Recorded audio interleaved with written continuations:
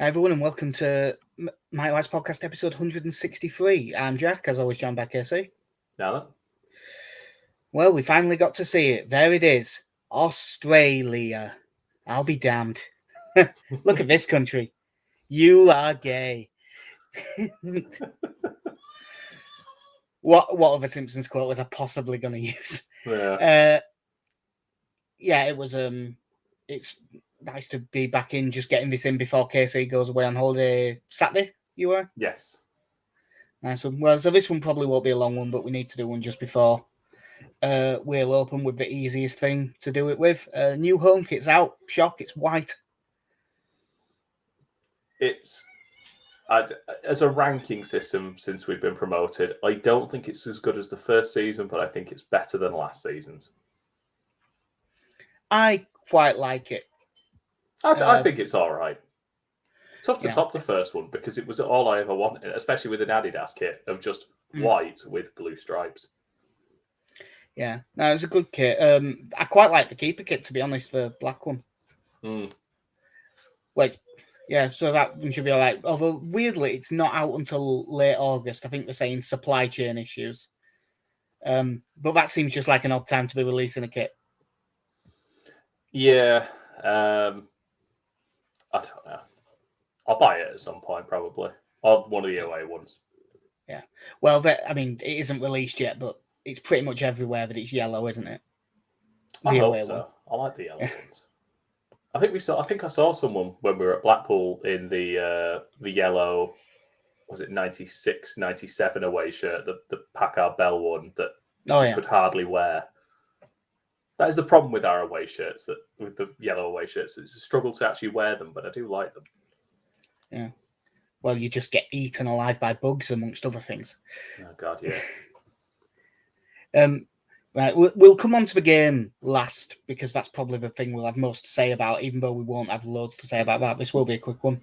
But, big transfer news. We knew it was coming. It was always going to happen, and now it finally has happened. Elia Capriel has gone to Bari. Yeah, I mean, you've got to assume that Van der Hervel is now a clear third choice. And, he's not had to worry. Capriel was out on loan last season, wasn't he? Yeah, he was at somewhere. I don't even remember. Somewhere in Serie C. And did quite well by all accounts, but... It was Italy. It was probably somewhere nice.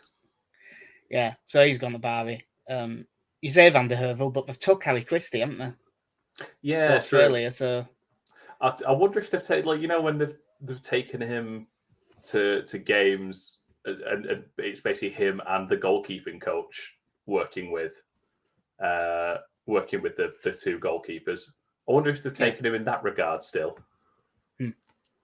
Like, no, you don't get to play. You can come, but you're not playing. Yeah. Before we even get into the game, it's worth mentioning that Melier didn't play today, and they were at pains to say, no, he just wasn't playing this one. He'll be playing in the next one. Don't worry. Because Twitter nearly exploded. And there is a slight other transfer thing that still technically isn't confirmed. But Raphinha is in Barcelona, has taken pictures in the shirts and everything. But there still hasn't actually has completed a transfer. Yeah, I assume that nothing will be announced until the money hits Leeds United's account. Because as much as it's nice that we are getting the money up front, given the financial difficulties, and yet they're doing this transfer and trying to sign Lewandowski for a similar fee, despite having no money. Well, the thing is, it isn't that they've got no money. It's that they've got no room in the financial fair play and stuff. They've just mortgaged off a load of their TV rights and stuff, haven't they? So they have actually got some cash. Yeah, they're just not allowed to spend it. But obviously, as we know, mortgaging off future TV rights and things like that always works out well. Yeah, I suppose if we'd have done that, having been in the Champions League for 4 years straight, it might have been a bit more comfortable. It was, we've qualified for the Champions League once since 1992. Let's bank everything on it. Yeah, this is now just put it all on 00. So it's about 55 million, and there's a few 50. Well, it depends where you believe. There's like euros wise 55. I've seen 58. Yeah, I think and a few add-ons. Not to be passing off second-hand information, but we don't have sources, so it's always second-hand information. On the Phil Hay show earlier today, what was it? 58 plus 8. I haven't had a chance to listen to Phil Hay show yet. Today, but it turns out in pounds to be about 50. I think it's like just a shade over 50 million plus an extra 5. Yeah, well, that's. I mean, we would have got a bit more off Chelsea, but I think it's worth that bit of extra money for him to not go to Chelsea. Yeah, and I think the other thing is, given the rebuilding job that we're doing, that yes, we probably have passed up. I'd say about, I'm going to go about 10 to 17 million extra. We probably could have got across his and Phillips's transfers, but that's the price of getting the cash up front to make these signings now. Whereas I think over, if they were paid over the length of a 4 or 5 year deal, you probably do get that extra money, but it's not really what we need right now. No. So the question with Raphinha, because he is gone, basically, it will be confirmed in the next day too, surely. How sort of big of a legacy does he leave at Leeds? Because he's only been here a couple of years, and one at years there was no one there. But he was very big. I'm going to put him in the same category as Jimmy Hasselbank. Because again, here for 2 years, looks angry most of the time, scored some great goals, became an international while they were with us. Like, I think in terms of, there's quite a few similarities there, but hasn't left in quite the same level of throwing his toys out the pram way.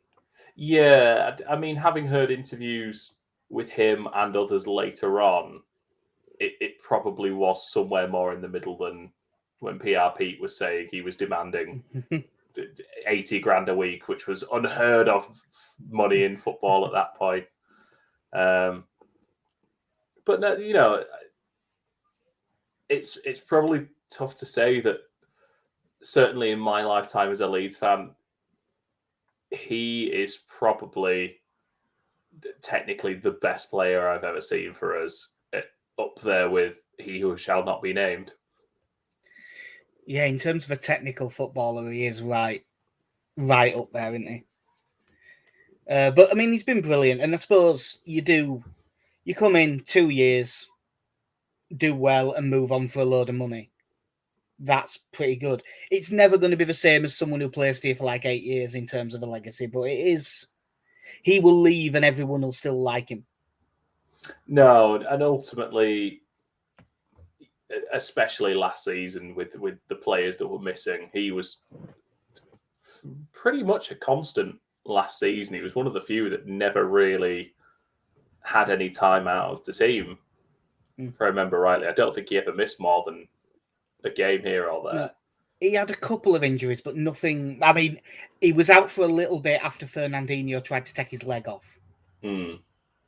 And he got injured against Wolves, didn't he, in the game where Joffy won that penalty in the last minute. Yeah. So he had a few, but nothing compared to those around him. He was he was the picture of health. But it's that thing now of it's upsetting to lose him, but he, I don't begrudge anyone wanting to move to Barcelona, having just been in a team that's just survived relegation. Especially someone who clearly is it's like you can tell that the following where Ronaldinho went matters. Yeah, I didn't even think about that, but yeah. Where aren't the family's friends and stuff? He had that thing on his shirt that time, didn't he? And yeah, he did. He's a troublesome character now, as Ronaldinho. Yeah, how it's very difficult to get. It's something legal reasons, something passport, something. Leave it there. Yeah. But no, like he will go down as a very important player for us. certainly had a fantastic first season, and then last season scored some very important goals.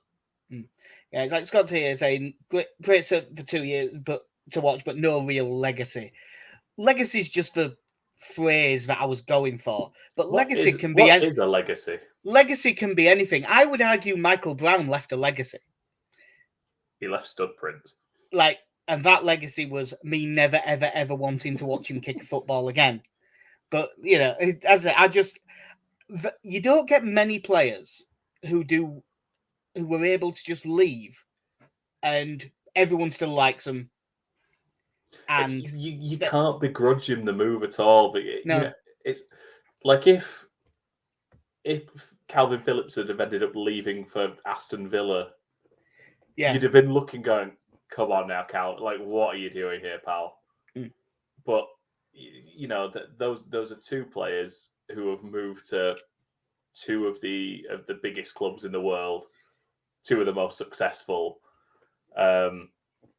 And in the case of Raphinha, has no tie to us. What his Barcelona's now his fourth club. Sport. It's the fourth one in Europe. I'm guessing that there was ones before Sporting. Well, there was before Sporting, but I don't know what they Caxias. are. Yeah, of course you assume it's Caxias because he has an Italian passport. Yeah, I see. He's following the blueprint now that a lot of, especially, South American players do, of coming across and using the clubs as stepping stones. And as much as it hurts at times to think of Leeds as one of those clubs, that's kind of where we are now. If we want to attract players of his quality, we also have to go in knowing that we are probably going to lose them in 2 to 3 years' time. But that's where the big difference is between like a Raphinha level of moving on and Phillips. Phillips was going to be, unless he went to Man United, Phillips was going to be liked wherever he went. If Raphinha had gone to Chelsea, he'd have probably got booed back at Ellen Road. It'd have hurt. It wouldn't have been because I don't think he was going for at no point did I think he's leaving for the money. No. It's a clear progression in his career that he's moving on to an established Champions League club. But God, it would have hurt. Yeah. It just stung. So obviously they've gone out to Australia, didn't take Raphinha for obvious reasons. They didn't take Firpo because he's injured, because it's not enough that Firpo has been a bit of a bomb scare. He's also injured all the time. And Yelder's injured as well now. But I suppose the interesting omissions from the squad list were Shackleton, who it had already sort of broke. He was probably got to Millwall. But that they haven't taken Bate pretty much nails on that he's going out on loan. Which, given the signings, Bate needs the loan move. He needs the football at this point. We kind of speculated with Giabi coming in that was also the sign that he was going to go out on loan, because I think he is. As I know we got relegated, but probably even more so now that the under-23s got relegated, that I think he's probably too good for that to just be playing for them week in, week out. And who else wasn't in the squad? No Helder Costa, who I actually forgot we still had until that very second that I said that sentence. I wonder if Jesse Marsh has actually watched him at all, or if he just went straight into the 23s or the under 15s or something. Because height-wise, he'll blend in. He'll just be a kid. He'll be trading with the kids. But yeah, it'll be interesting to see where Bate goes. We'll come on to Xabi more because he was he was one of the more interesting things about this game. So you actually got to watch it then. We both did. There's a couple of bits where I wasn't paying as close attention because work got busy. Leeds 2, Brisbane Roar 1. It's the sort of result you want in a competitive cup final like this was. Yeah. Well, it wasn't a final. It's the group stage. If it was a draw, it would have gone to penalties. Oh, are they doing it? Well, they've already organised the games. Is it like 2 points for a win on pens? Oh, God knows. Because they quite often do stuff like that. Started well because we had ball in that after about 20 seconds. That bit I did miss. I got in about 7 minutes in. Yeah. Prest won it high up the pitch. Aronson sets off on a run. Gellert looks to play him in, goes, oh, Aronson's clearly offside, gives it to Dan James. Dan James then looks up to play it across for Aronson, who is still offside. And it wasn't a very intelligent run, to be honest. Taps it into an empty net. It was a decent enough move, but he was offside. To be honest, the first half, it was Leeds were very, very, very comfortably the best side. Dan James's goal put us 1-0 up, which was a really good goal. Good first time pass from Forshaw, gets him in at right hand side at box, smashes it in at the near post. Yeah, nice strike. A little bit of outside with a right foot to get it in the corner, but it's the sort of chance that if I'd have seen that in a Premier League match, I wouldn't have backed him to take. Yeah, well, it's so weird because he had that. I mean, the one against Villa, I know obviously he got the header where he, giant man that he has got on the end. But between the first goal and the one he hit the bar with, those were really one really good finish and one really good effort. And you're like, oh, maybe he's finally getting some confidence in front of goal. And then every other game he went back to normal. That 1-on-1, no. Yeah.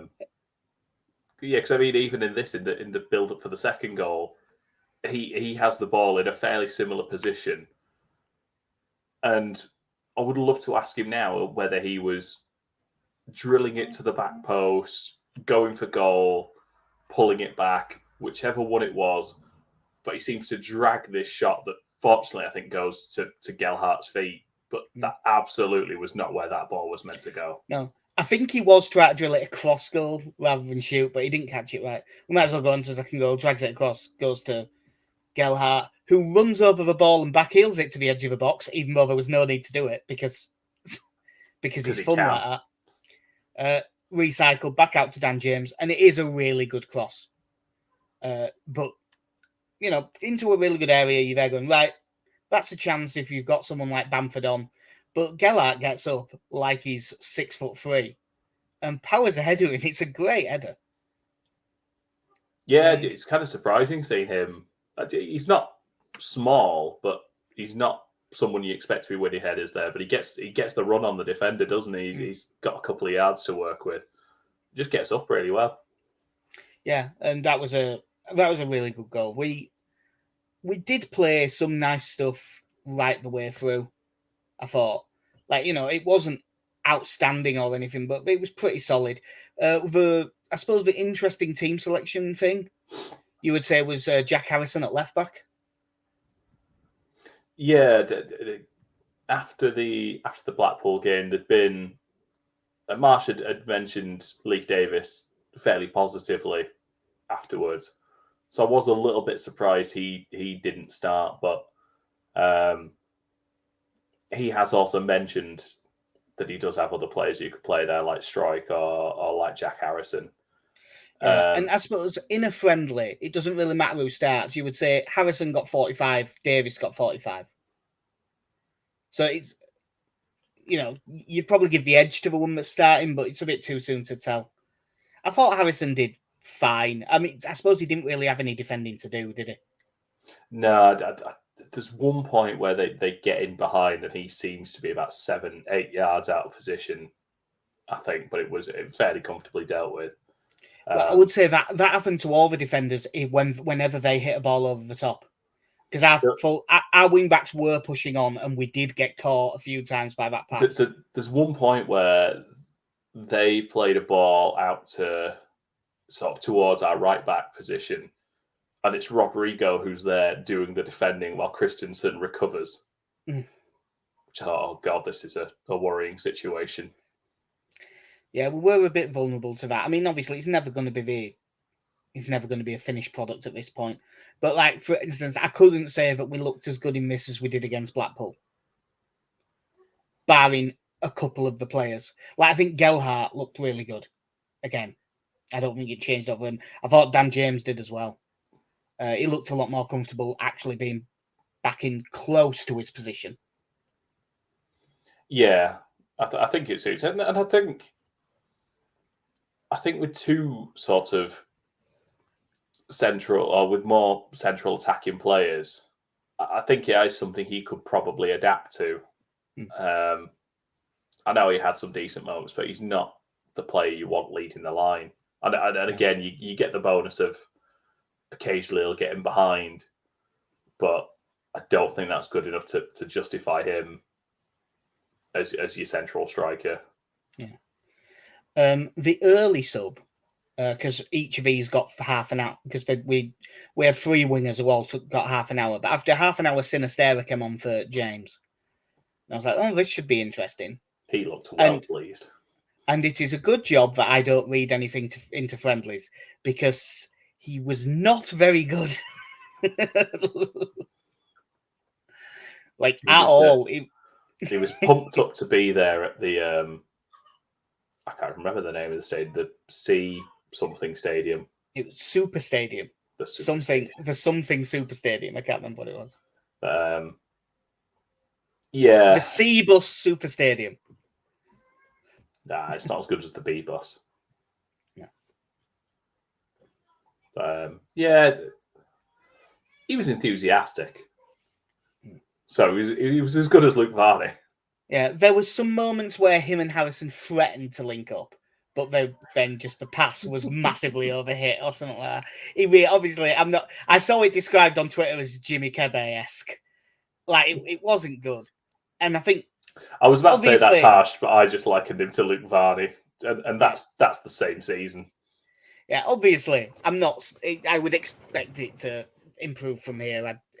He's only just got there. I haven't really into it, but... Turns out he's a one-season wonder. All that work in the Eredivisie and the Europa Conference League, it was just a one-off. Yeah. Loads of changes at half-time, and Llorente came on for Cock on the hour mark. Somerville came on for Sinistera on the hour mark. Bamford for Gellhart. Was it just Struijk and Klaassen that played a full 90? Yeah, they were the only ones. So I'm guessing Struijk probably won't play the next one.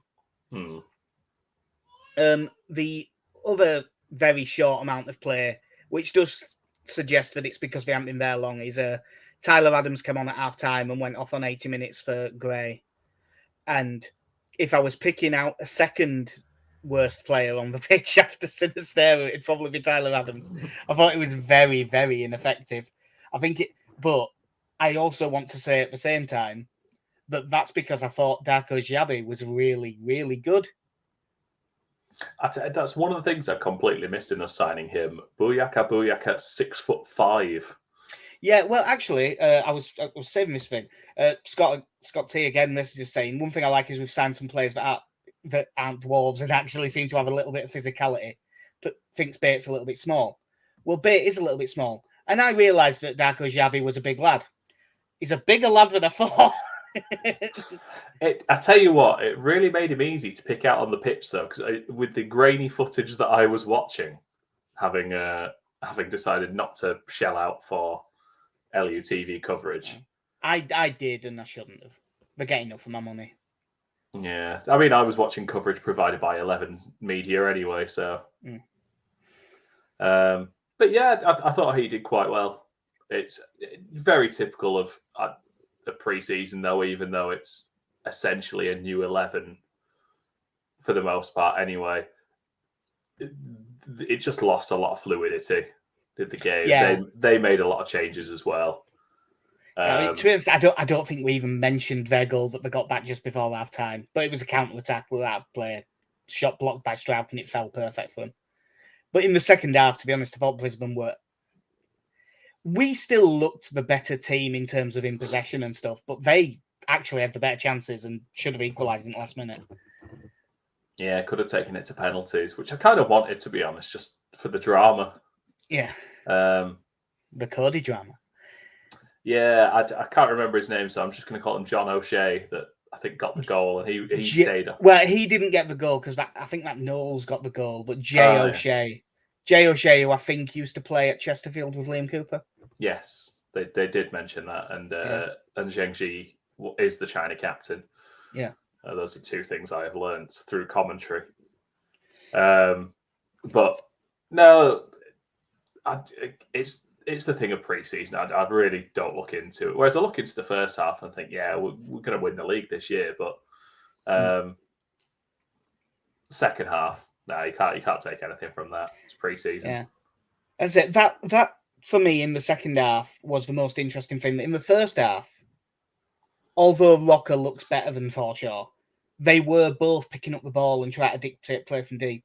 Whereas in the second half, it was just Xabi doing it, and Tyler Adams was just there.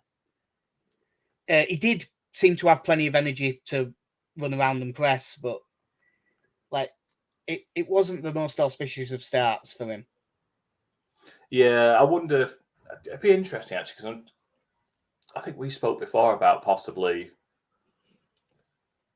which central midfielders will sort of naturally play a deeper role.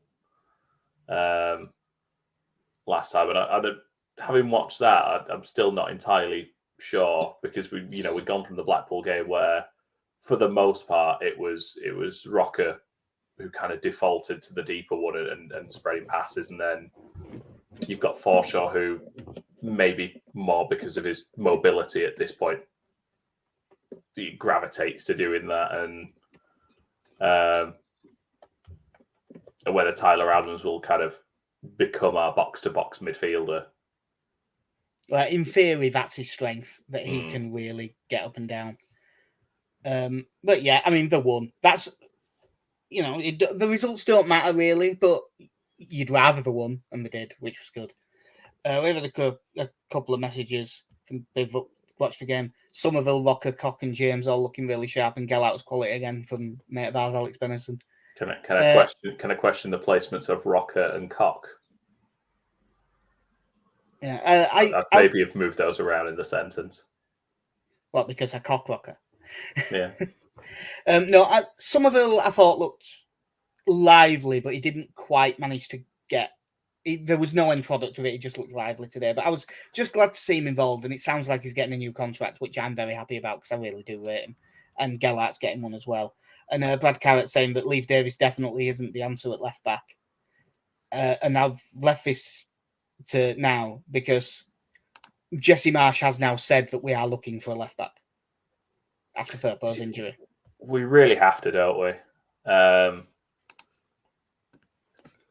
There's no knowing what state Stuart Dallas is going to come back in. I don't want Harrison to be the default left back, or default backup. And with Leif Davis, I don't want us going to the season with someone who managed, 7 starts in the Championship last season and couldn't get into that Bournemouth team. To then become someone who might have to play the first 4 weeks of the season.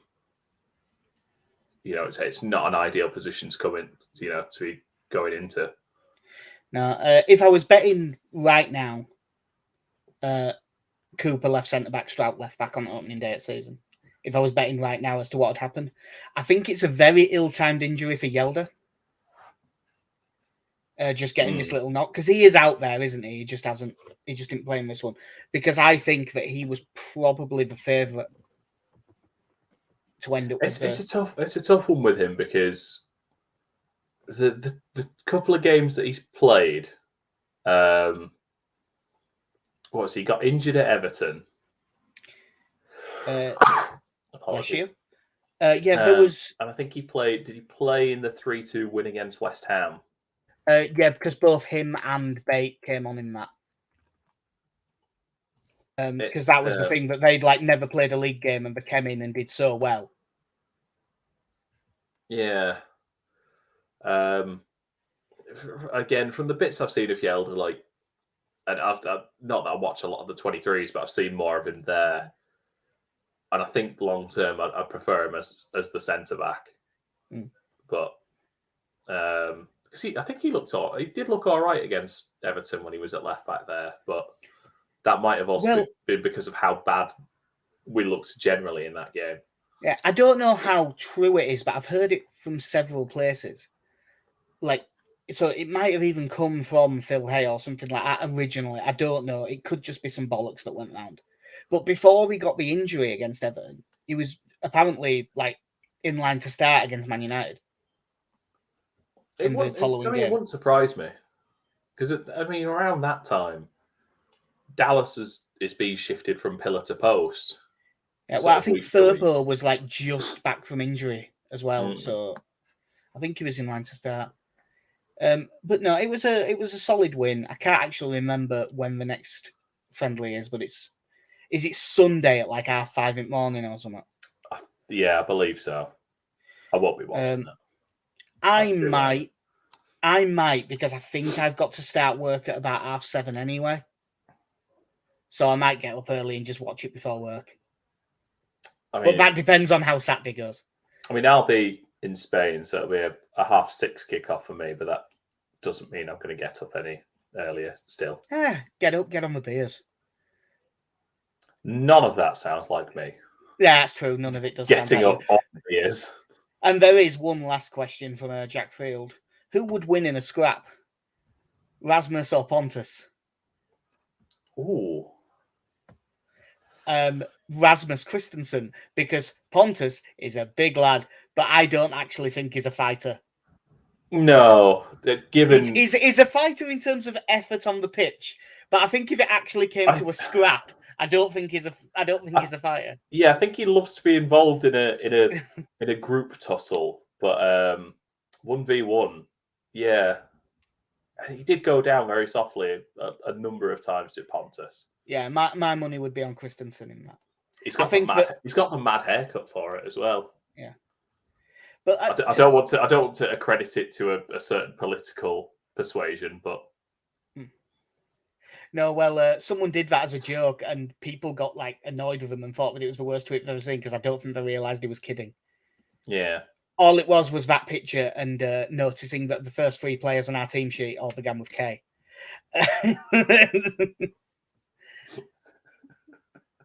Yeah, and I don't friend the podcast. Middleton Raswood paced him. I think you're right, Jason, mate.